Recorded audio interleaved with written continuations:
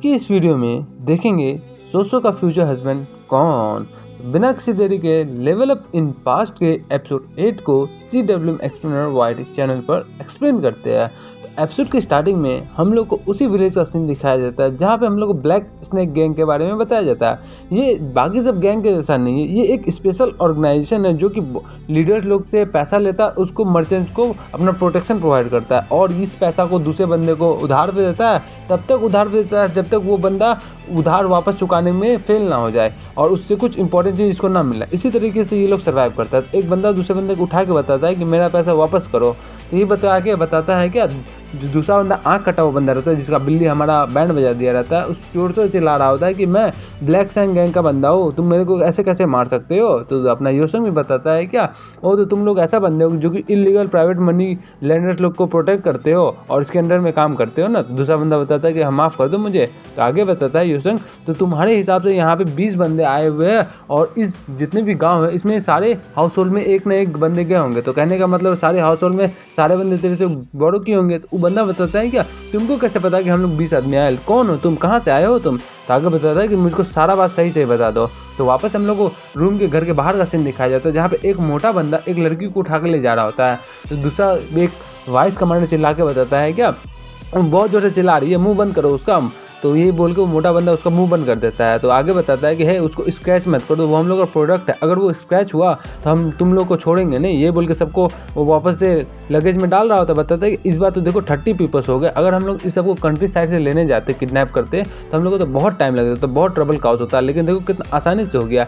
दूसरा बंदा बताता है कि ये तो बहुत ऐसा बात हो गया कि दया के नीचे जो अंधेरा है वहाँ पे हम लोग काम कर रहे हैं। जो बंदा है उसका नाम है सोंगा और दूसरा बंदा का नाम है डोंग।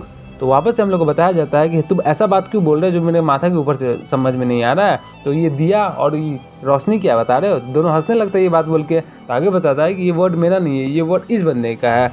तो ये बताया था। दूसरा बंदा बताता है ये कौन है। आगे बताता है ये एक ऐसा बंदा है जो कि हमारा लीडर जी ने इसको हमारे साथ भेजा है, क्योंकि ये एक ऐसा बंदा जिसको हम लोग कुछ नहीं कर सकते हैं। बताता है क्या ये बंदा हमारे लीडर जी को अपना सर के बल नीचे झुका दिया था, इतना ज़्यादा ताकतवर बंदा, इससे पंगा मत ही लेना। तो दूसरा बंदा भी बोलता है कि ठीक है। आगे बताता है क्या अच्छा है कि हम लोग यहाँ पे आ गए, अच्छा हो गया इतना सारा बंदे सबको पकड़ लिए जिसकी वजह से हम लोग को बहुत ज़्यादा प्रॉफिट होगा ना और मज़ा ही आ गया। अगर ऐसा विलेज और मिल जाए तो मज़ा ही आ जाएगा। तो दूसरा बंदा आगे बताता है सॉन्ग दो कि लास्ट टाइम हम लोग माउंटेन विलेज में गए थे जिसमें हम लोग मनी लेने के लिए गए थे, लेकिन हम लोग कितना ज़्यादा ट्रबल काउज हुआ था, सारा बंदा हम लोग को मिल के पूरा हम लोग बहुत सारे बंदे को मार दिया था, याद है ना।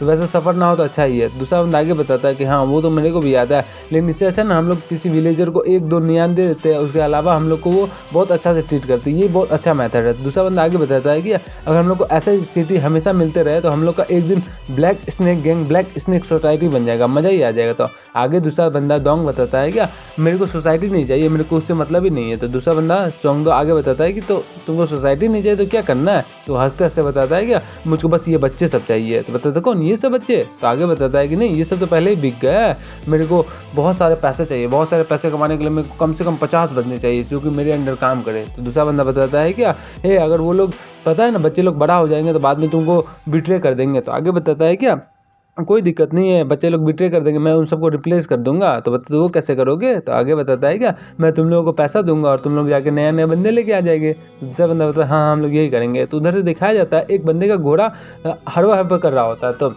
जोर से चिल्लाता है कि ये क्या हो गया घोड़ा से। तो उसका जो कमांडर होता है वो भी बताता है क्या उसका मुंह बंद करो, क्या है इतना चिल्ला रहा है, कोई आ जाएगा यहाँ पे। तो उधर से हमने योसंग आता है, उस बंदे घोड़ा संभाल रहा होता है उसका गर्दन अलग कर देता है। बताता है क्या और तुम लोग सब यहाँ पे हो। तो दूसरा बंदा बताता है कौन हो तुम लोग, यहाँ पे क्यों आए हो, ये बोल के उसको घेर लेता है। बताता है कि ये एक बच्चा है, चलो उसको यहीं पे ख़त्म कर देते हैं। तो योसंग आगे बताता है क्या मेरा एक स्पेशल मिशन है जिसमें मेरे को बोला गया कि मेरे को तुम सबको डिफीट करना है। तो मैं तुमसे बस एक क्वेश्चन पूछना चाहता हूँ कि तुमको हार मानना है या फिर मेरे हाथों मरना है। मेरे को तो पर्सनली बोलूँ तो मेरे को लास्ट चॉइस ज़्यादा पसंद है कि मैं तुम सबको मार लूँ, क्योंकि तुम गाइस लोग गार्बेज जैसा गन मार रहे हो। तो दूसरा बंदा बताता है क्या कि एक ऑर्डिनरी किड नहीं लग रहा है, ये बहुत ज़्यादा पावरफुल होगा। तो आगे बताता है दूसरा बंदा कि इसके हमारे पास टेंशन लेने कोई ज़रूरत ही नहीं, हमारे पास 10 से ज़्यादा बंदा और हमारे पीछे ऐसा बंदा जो कि हमारे लीडर जी को भी हराया हुआ है, कोई टेंशन ही नहीं है ना। ये बोल के अटैक करो, इसको आज हम लोग नरक का दुनिया में भेज देंगे। तो दूसरा बंदा मोटू हंस के जाता बताता है तो अपना माँ का दूध पिया है तो आजा, लेकिन इतना ही बोलता है। लेकिन दूसरा टाइम में दिखाया जाता है कि उसका जो गर्दन होता है कट जाता है, तो वहाँ पे 10वां मेंबर वो कट जाता है। तो आगे एक पीछे से दूसरा बंदा आता है तो उसको भी काट देता है, वो 11वां बंदा रहता है।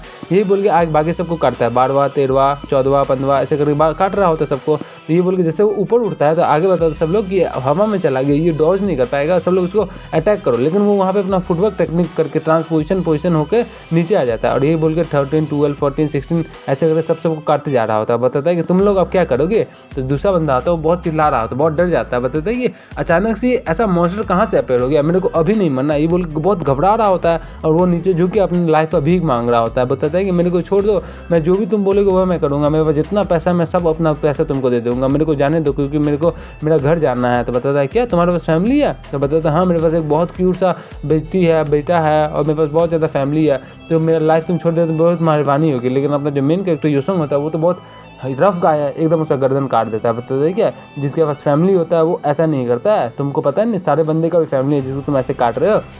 और जो दूसरा कमांडर होता है वो एकदम घबरा जाता है, घबरा के हमारा पीछे जा रहा होता है सिंगार वाले बंदे के पास। बताता है कि बॉस हमको बचा लो, ये बंदा हम लोग को मार देगा, आप आगे जाइए और इसको खत्म कर दीजिए। तो योसंग बताता है क्या एक और था वहाँ पे।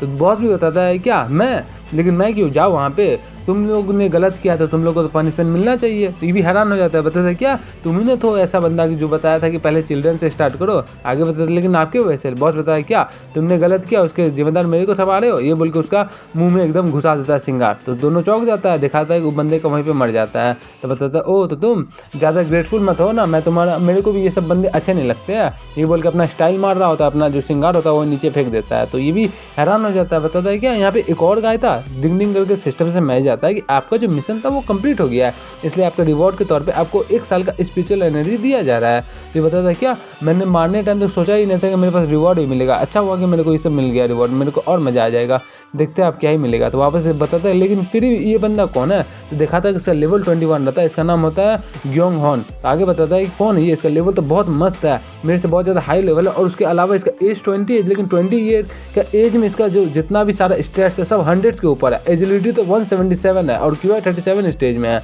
और मेरे को जब तक पता है कि मेरे को 100 ऊपर जाने के लिए कितना ज़्यादा मुश्किल हो गया था, अब मेरा जो लेवल है वो 19 और सारा स्टैट 100 के नीचे है, बस एक स्टैमिना ही 100 के ऊपर है। तो मेरे को लगता नहीं कि 1v1 में मैं इसे जीत पाऊंगा। जो हमारे हेड मास्टर है उनका भी लेवल मेरे को पता नहीं, और लेकिन उनका जितना भी स्टैट्स है वो सब इसके बराबर ही है, लेकिन इससे थोड़ा कमजोर ही है क्योंकि उनका पास क्यूआई ज़्यादा है, तो शायद वो इससे ज़्यादा अभी ताकतवर हो गया। लेकिन गिहू का देखो, गिहू का 100 पार हुआ था पावर में, और लेकिन सोसो का 100 पार हुआ था 2 स्टेज में अफेक्टिंग हो गया था, लेकिन मेरा जब 100 पार हुआ था तो हमको बॉडी इन्हेंसमेंट स्टेज में चला गया था।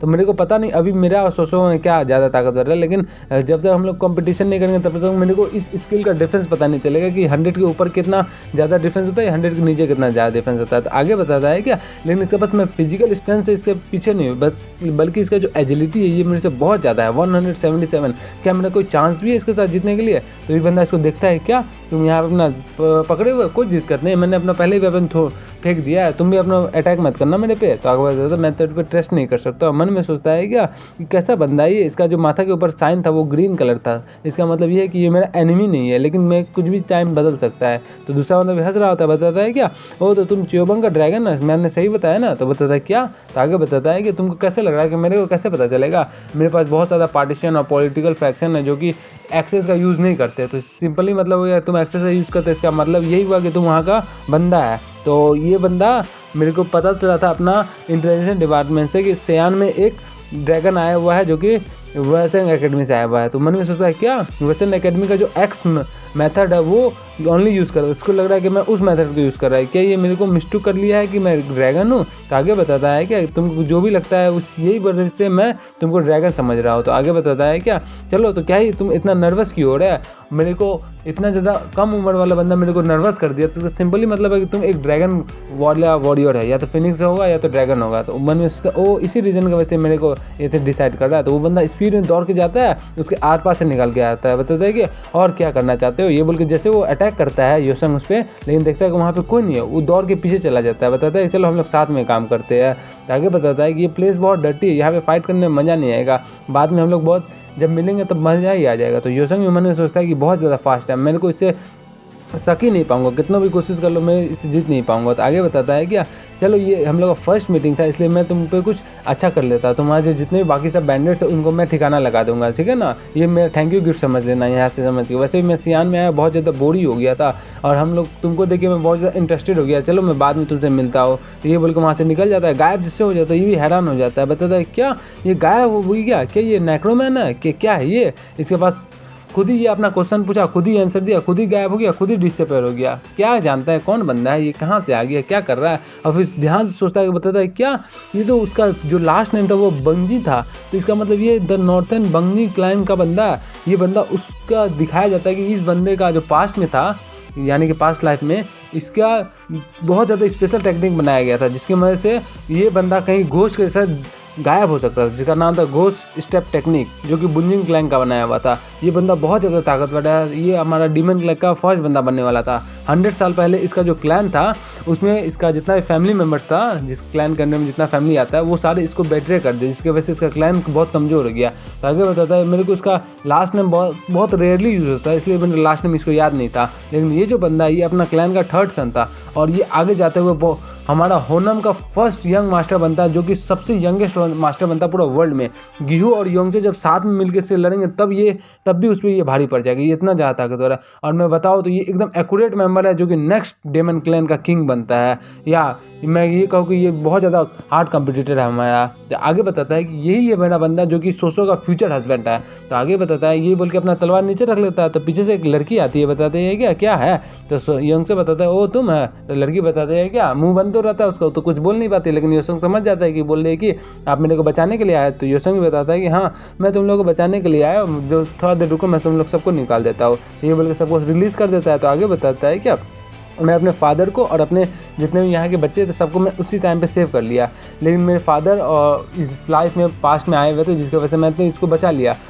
अगर मैं पास्ट लाइफ में था तो इसी टाइम पे मैं या तो सो रहा हूँगा या तो कुछ स्ट्रगल कर रहा हूँगा, लेकिन इस टाइम में मैं देखो यहाँ पे आके सबको बचा लिया। वापस वहाँ पे बिल्ली भी आ जाती है, बताती है क्या मेरे फादर हमेशा हेल्दी रहे जब तक मैं इस पूरा वर्ल्ड का स्ट्रॉन्ग ना बन जाऊँ, मेरा बस यही एक ख्वाहिश है। ये बोल के जाता है उसका फादर, उसको बताता है तुम सेफ तो, ये बोल के यहाँ पे उसको गला लगा लेता है। जैसे गला लेता है वो भी बहुत इमोशनल हो जाता है। उसका फादर बताता है तुमने बहुत ज़्यादा ग्रेट वर्क किया, मैं तुमसे बहुत ज़्यादा प्राउड हो। ये भी बहुत ज़्यादा इमोशनल हो गया होता है और आंसू से रोने जा रहा होता है। बताता है क्या फादर आपने भी बहुत अच्छा काम किया, चलिए मैं जितना भी ब्लैक स्नेक गैंग से बंदे उसको लास्ट टाइम जब देखूंगा तो सबको मैं ख़त्म कर दूंगा। सिस्टम से डिंगनिंग करके मैसेज आता है कि आपको 10 दिन का टाइम लिमिट दिया जा रहा है, आपका जितना भी ब्लैक स्नेक गैंग का है उस सबको खत्म कर देना पड़ेगा। 37 मेंबर रहता है टोटल बचा हुआ, जिसमें 3 को पहले ही कोई मार दिया रहता है। बताता है कि ठीक है मैं तेरे पे इस बार बिलीव करता हूँ। तो भी देखता है क्या जो ब्लैक स्कैन का जो उसका मिस्टर का सिस्टम रहता है उसमें 3 से वापस बढ़ के 9 हो गया होता है। बताते फिर 13 हो जाता है। बताते क्या हो रहा है ये, फिर 25, 35, 36 और ये 37 फिर डिंग करके मैच जाता है कि आपका जो मिशन था वो कंप्लीट हो गया।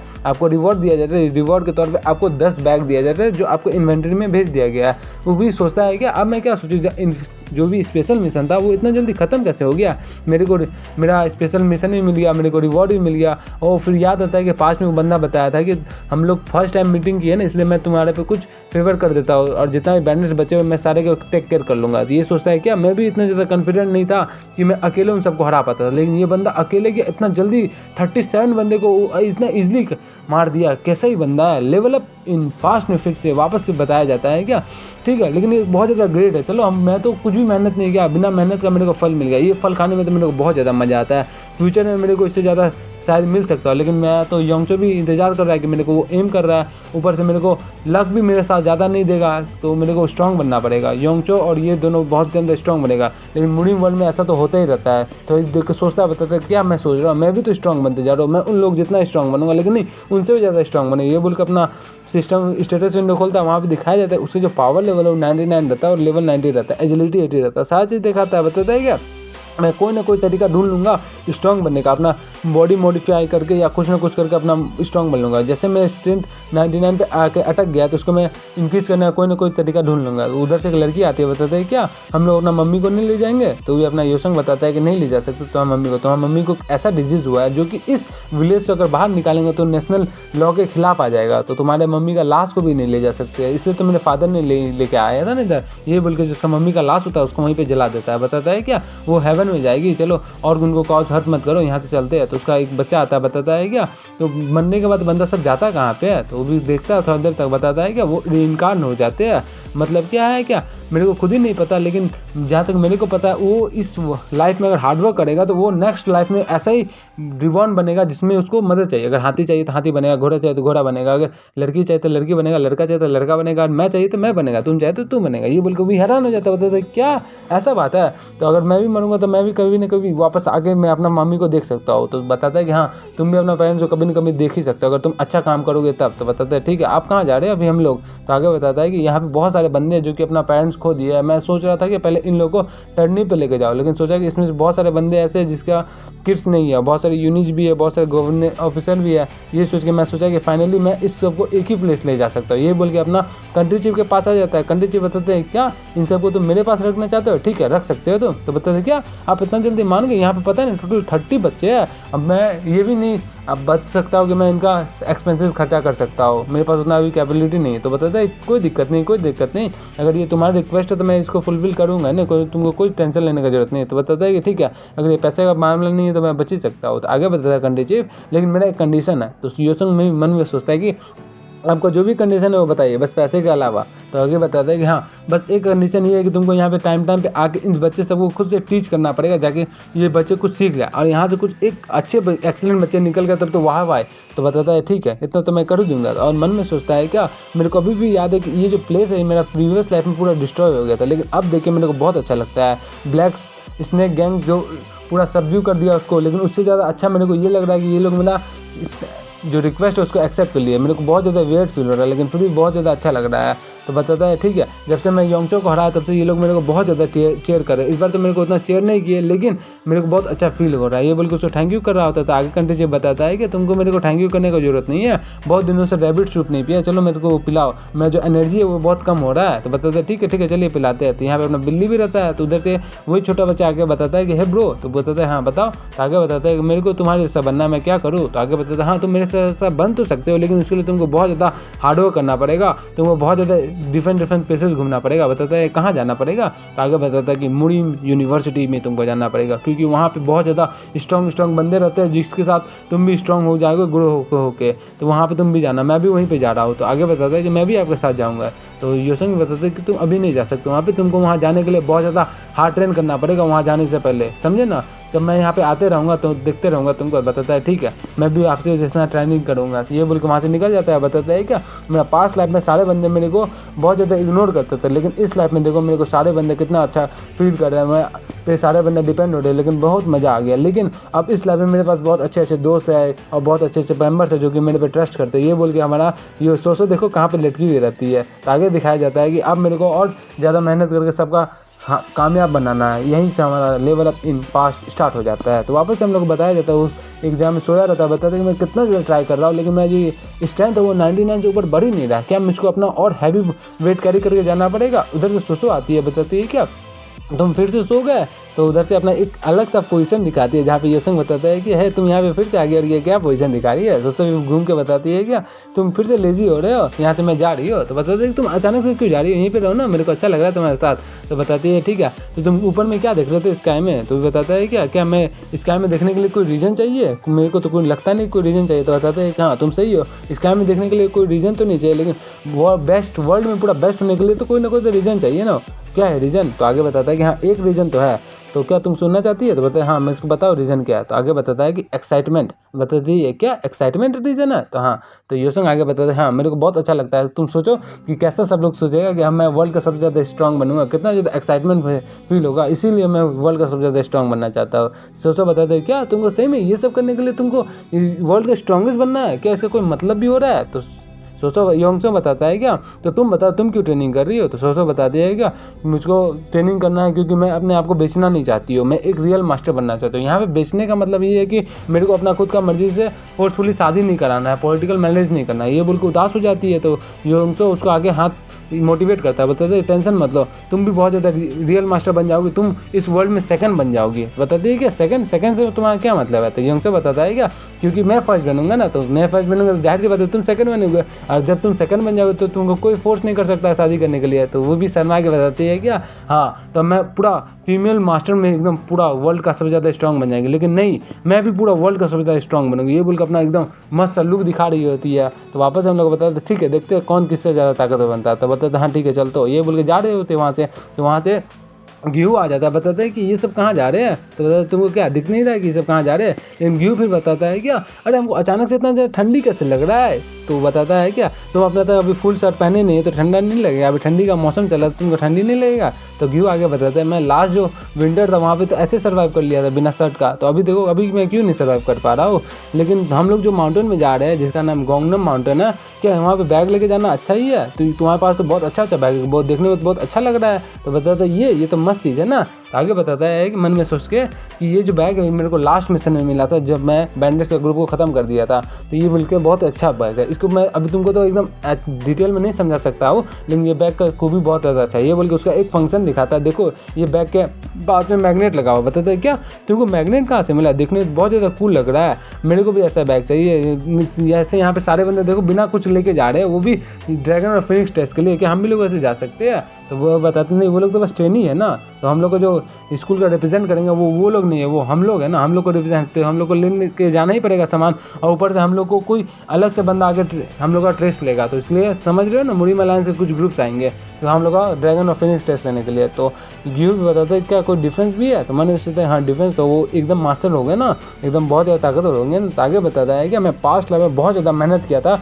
कि एक डिसाइबल बन जाओ, डायरेक्ट डिसाइबल, जिसके बाद से मैं यंग बॉसंगी बन जाऊंगा। यंग बॉसंगी मतलब होता है ड्रैगन और फिनिक्स कैंडिडेट को हम बोलते हैं यंग बॉसंगी, ठीक है। आगे बताते हैं उसकी वजह से मैं अपना जो आगे का लाइफ होता है उसमें एम करना चाहता था, जिसकी वजह से मेरे को अगर यहाँ से निकल जाता यंग बॉक्सिंग एग्जाम यानी कि ड्रैगन और फिनिक्स एग्जाम में निकल जाता तब मैं एक बहुत अच्छा समुराई बन जाता। अगर मैं उसका लो लेवल एग्जाम पार कर पाता तो उसका मैं एक लो लेवल समुराई बनता, जिसको कोई भी लो लेवल मुरीम लीग में दे दिया जाता है, जिसके बाद उसका कुछ वैल्यू नहीं होता है। लेकिन लास्ट लाइव में मैं एकदम बेसिक यंग बॉय एग्जाम को क्लियर किया था, जिसकी वजह से मेरे को मुरीम अलायंस में छोटा सा पोस्ट मिला था, जिसके बाद मैं फाइनली कैप्टन बन गया था। तो बताता है कि ओ तो क्या हम लोग कुछ भी नहीं कर सकते आगे। तो उधर सोचो आती है, बताती है कि तुम लोग क्या करें, तुम लोग क्या अपना बैग पैक नहीं करोगे। तो उधर से घीऊ बताता है कि मैं और सोचो बहुत ज़्यादा हरी में नहीं है, हम लोग को अभी 5 दिन बचा हुआ है ना, आराम से जाएंगे। तो सोचो बताते हैं क्या देख नहीं रहा जो ड्रैगन और फिनिक्स कैंडिडेट है वो अभी से ही निकलना स्टार्ट करेगा और तुम लोग बोले 5 दिन है।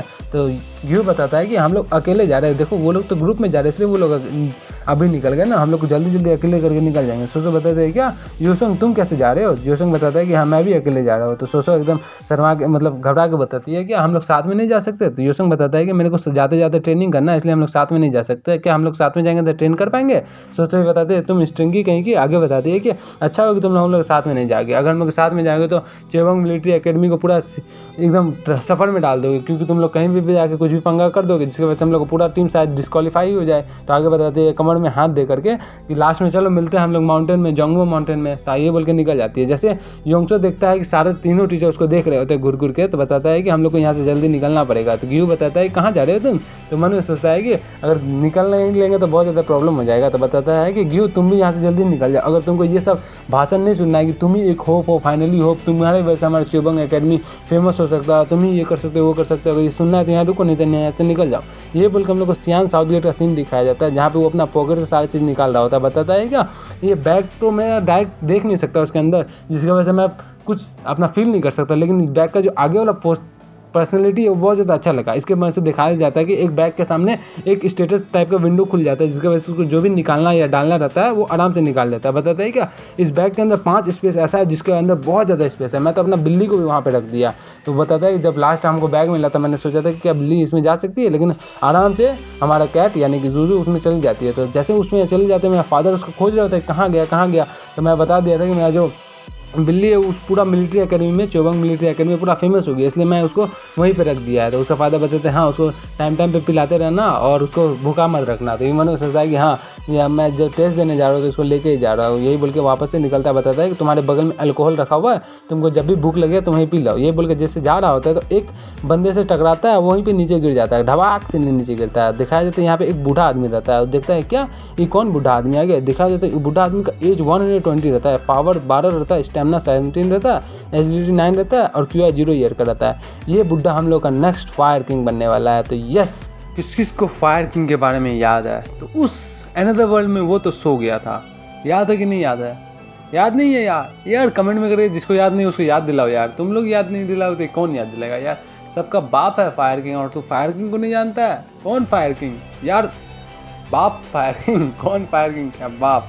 10 किंग में से सबसे ज़्यादा ताकतवर कौन? Fire king. सबसे ज़्यादा ताकतवर कौन? Fire king.